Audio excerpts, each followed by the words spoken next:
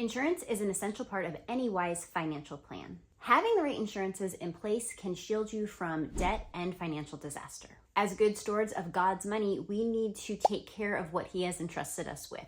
So do you have the right insurances in place so that you can do that? In this video, I'm going to help you understand the 7 types of insurance you should have in place so that you can protect your family, your future, and your finances. This is the next video in our money management series, so consider subscribing if this sounds like something that would help you, and let's get into it. Let's start real fast with 3 basic terms you need to understand as we're talking about insurance. The first one is policy. A policy is just the contract that you make with the insurer. It's the agreement that you have that they're going to insure you and that you're going to pay them to do it. The next term you might hear is a premium. That's just the amount you pay them to insure you. And finally, you might hear people talk about the deductible. That is just the out-of-pocket amount of money you pay first before your insurance kicks in. They vary depending on the type of insurance that you have. And often, if you have a higher deductible, you will pay lower premium and vice versa. Let's start with an obvious one for most of us. Unless you live in a city and use public transportation all the time, you probably drive a car and maybe have multiple cars in your household. So you need to have auto insurance. This is an important one, and in all but 2 states here in America, you're legally required to have at least some level of liability insurance to protect another person if you were to get into an accident with them. There can be a lot of big life-altering expenses that come from an auto accident. You can have hospital bills for yourself, your family, the other people involved. Vehicle repairs can get very costly and insurance will cover those. And depending on the coverage that you have, insurance can replace the entire cost of your vehicle so that you don't have to pay out of pocket to do that. So if you don't have auto insurance, and if you live here in the States, odds are you already have some, really consider how much you need to have to make sure that you're covering the things that need to be covered. It may be worth it to pay a little bit more to know that if your car gets totaled in an accident, they'll cut you a check so that you can buy another one and you don't have to drain your emergency fund or go into further debt to replace your car. Definitely shop around things like your driving history, your age, how many vehicles you have on the policy, or even bundling with other policies like your home insurance can really help to bring those costs down for you. The next type of insurance we're going to talk about, I'm going to kind of bundle together, and that's homeowners or renters insurance. If you own your home and you still owe on a mortgage, you're legally going to have some level of insurance on the property to protect the bank's investment there. So homeowners insurance is a must to help with big catastrophic events like a fire. Look over your homeowner's policy and make sure it covers everything that you want covered. Some things like earthquake insurance or flood insurance won't always be included. And sometimes you need to have things like flood insurance if you're deemed to have a house in a flood zone. Homeowners insurance can also protect the items inside your home and your valuable things. Renters insurance is much the same. It won't cover the dwelling, but it will cover the items inside. And while renters insurance isn't typically legally required, you can find sometimes that for a lease agreement with a landlord, you will have to carry a renter's insurance policy. Whenever we have been renters, we have always carried a rent insurance policy. It's super inexpensive and definitely worth that peace of mind. All right, the next type of insurance is a must-have for basically everybody, and that is life insurance. There are 2 main types of life insurance. You have your whole policies and your term policies. Real quick explanation, a whole policy is going to cost you a lot more money, and it sort of functions as an investment tool. It can grow in value, and you can cash it out at times. A term policy covers you for a term, typically 20 years, but it does vary, and the price that you pay in premiums is locked in during that term. Term insurance is just a pure insurance product. It's not growing in any value. You pay your premiums, and then it pays out upon your death, and it is way cheaper than whole. I personally have and recommend term only. I think that you can do a lot better than whole life insurance when we're talking about an investment vehicle. There's a lot of better options out there.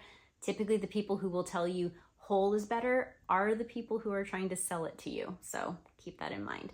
I would 100% say, though, everybody should have some life insurance. So do your research, figure out what's best for you. Even if you only have life insurance to cover end-of-life costs like funeral or potentially some hospital bills that you may have accrued at the end of your life, having that policy in place will really be a blessing to the people that you leave behind so that they won't have to frantically worry about paying for those types of things or paying off debts or bills.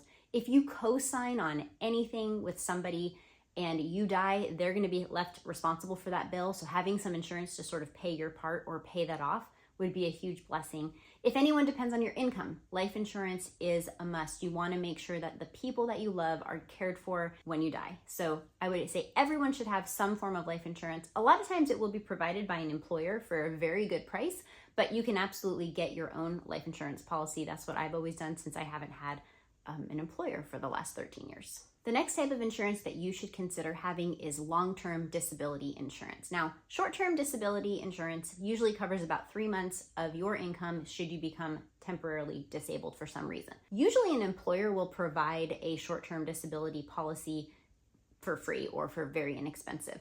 Long-term disability may also be an employer benefit to their employees. Sometimes you have to go out and seek one out yourself, but it is worth it for sure. You want to make sure that you can protect your income if you were to get disabled. 1 in 4 Americans who enter the workforce will be officially labeled disabled before they retire. So it's not a long shot that you might end up in that situation. Having that protection in place so that you can replace some of your income is just peace of mind and protects all of your other assets so that you aren't draining your savings if something happens, you aren't losing your house.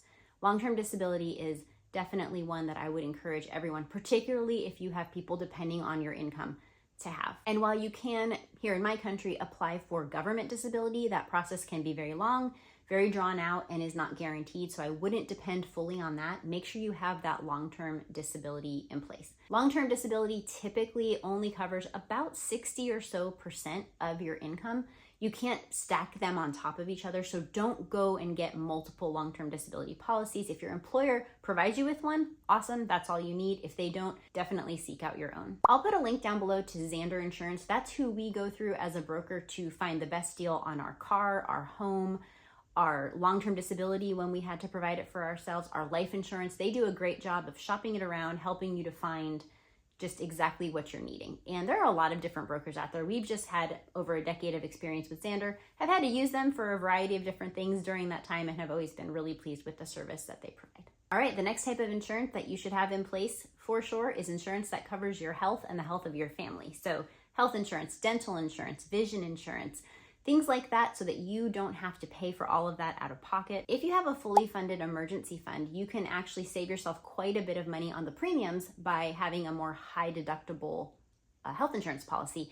And you can also then benefit from that by contributing to an HSA, a health savings account, which will give you that triple tax advantage as you put money away for future medical expenses too. Make sure that you are shopping around, looking at your employer, looking at private options, looking at what might be provided to you by your state, by the government, and just try to make sure that you are having the best amount of coverage for you and for your family. This is especially essential for the big stuff. The surgeries, the cancer treatments, things like that. A lot of people can pay for the small doctor's visits, prescriptions out of pocket, especially if you have some savings and you don't have a lot of debt. But it's those big catastrophic medical events that you want that insurance so that you have that protection. Those are the kinds of things that a lot of people end up filing bankruptcy for. All right, this next policy may not be one that everybody needs right now, but it's definitely one that should be on everybody's radar, and it's long-term care insurance. Now, I personally don't have it. I'm only 44, but as I approach 60, Lord willing, I will be considering long-term care insurance because the cost of nursing home care currently is easily over 6 figures a year, and it's only going to go up from there. Since we don't know what the future holds, and there's a good chance that many of us will need some kind of assisted living or long-term care, having this long-term disability insurance in place will protect your retirement savings, any money that you want to leave to family. It will make it so that it's not a burden on your family later in life to try to figure out how to get you the care that they want you to have. So having this in place is something that will make a lot of sense and give you a lot of peace of mind. Out of all of the insurances that we've mentioned, this one probably is going to come with the most expensive premiums, but it would be worthwhile for you in retirement to really fold this into your budget. Make sure that you have accounted for that premium every year so that you're able to have this coverage, because it is unfortunately very likely that a lot of us will need some level of this care. The next policy that I would recommend that you have and that we personally carry is umbrella insurance. This is just an extra umbrella that covers everything else, and really it's all about liability. And unfortunately, we live in a rather litigious society. You never know if you are going to be sued for something, and you need that extra protection of an umbrella policy. They're actually rather inexpensive, and it's just nice to know that if something happens and your regular insurance, say your homeowners or your auto insurance, only covers up to a certain point, you have that extra protection from the umbrella. Let me tell you a quick story. We had our son was bitten by our neighbor's dog, and we had to take him to the emergency room for some stitches, and we had to report that it was a dog bite, and all of that paperwork was just part of the whole emergency room process. Well, we were obviously not going to sue our neighbors to make them pay medical bills. We were, just going to be neighborly. It was an accident and we thought it was done. But then our insurance company would not cover it. They wanted to sue the homeowner's policy of our neighbor because it was on the ER documents that there had been a dog bite and there was nothing we could do about it, even though we wanted no part of that. So it was a difficult conversation to have with our neighbor. And thankfully, they understood that we weren't pursuing that. And it ended up not being so difficult for them. But still, that was something we hadn't anticipated. And having umbrella protection for situations like that, where people don't even sometimes want to pursue your insurance provider, but the insurer is going to do it themselves. So you have to really think about that kind of situation, unfortunately, in the world that we live in today. So umbrella policies are great.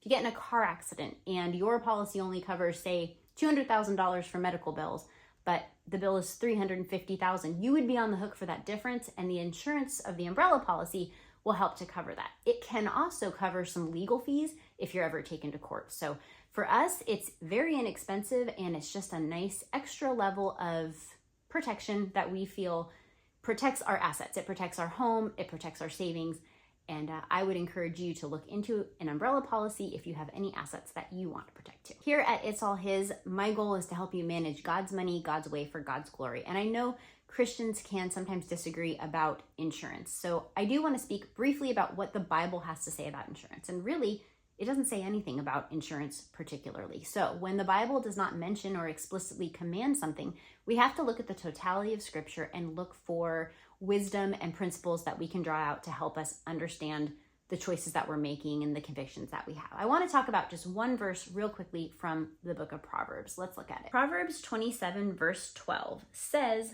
"The prudent sees danger and hides himself, but the simple go on and suffer for it." To me, this seems like a great verse to justify the use of insurance to make sure that you have protection. You are prudently looking ahead and seeing potential danger. Maybe it's the danger of what happens if I get in a car accident, or if there's a fire at my house, or if I get cancer. These are all things that can happen and do happen in a fallen world and aren't even really that rare. So having that prudence to look ahead, see that potential danger, and then hide yourself within the protection of a tool God has provided, which is insurance, to me, that seems like a biblical principle that I can apply from Scripture. We also see that the person who doesn't look ahead and try to be prudent when they see danger is called simple, and they suffer for that decision. Insurance is a protection that we all should consider. It is provided to us by God. We're allowed to utilize it to protect ourselves, our families, our finances, and all the things that He is entrusted